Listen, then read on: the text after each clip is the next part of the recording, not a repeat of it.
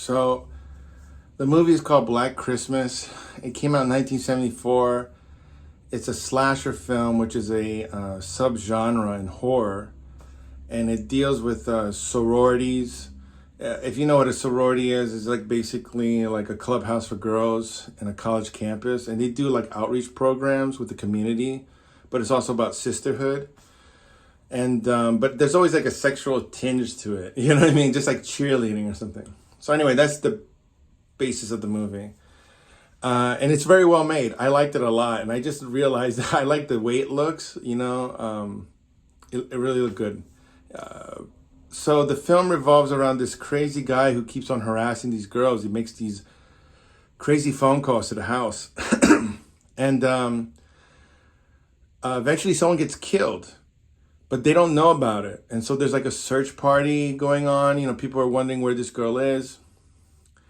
Things are getting a little bit like, weird, right? It's getting a little bit intense. So the police are involved now, and the police tap the phone line, and they overhear a conversation with one of the main characters. She's having a fight with her boyfriend over a breakup, and she wants to abort their child. So the guy kind of goes crazy over the phone or at the house, right? Then she gets another call. She gets then the police tell her to leave the house. They said that the killer's inside the house. So instead of leaving, she goes upstairs to investigate to see her friends, and they're dead. And she gets into a fight with the killer, but we don't get to see his face. And she locks herself in the basement. And the guy's so freaking weird. He's like screaming. He's like, Bill. He's like screaming like he's having some sort of breakdown. She's terrified, right? And then she sees her boyfriend passing through the window panes. And he breaks the window, jumps in, and he's telling her he wants to talk to her.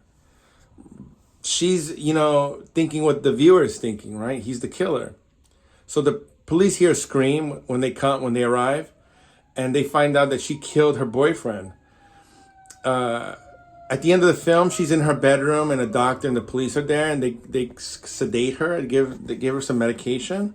And what happens is that they're pretty satisfied with what happened. They're pretty convinced that he's the killer, right? The boyfriend. He got mad over the breakup, right?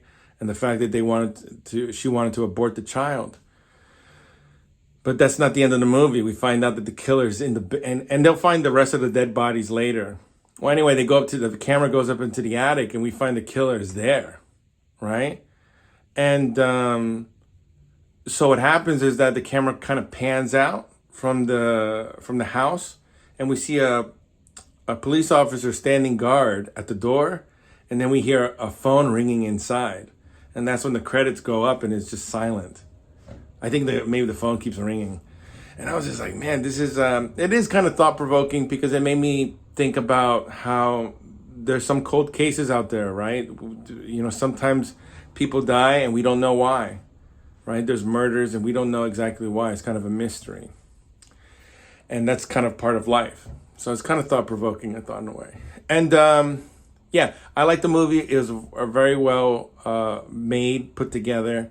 Even though it's kind of confusing with the point of views, because there's like the point of view of the father, the older woman who watches over the girls, then the two sorority girls, I think. So that's like 4, and then the police makes 5. There's lots of points of views. What else I can say? Yeah, I just highly recommend it. I thought it was corny when I heard Black Christmas, because I was like, they ran out of ideas, so now they're gonna make Christmas scary. But it's really cool.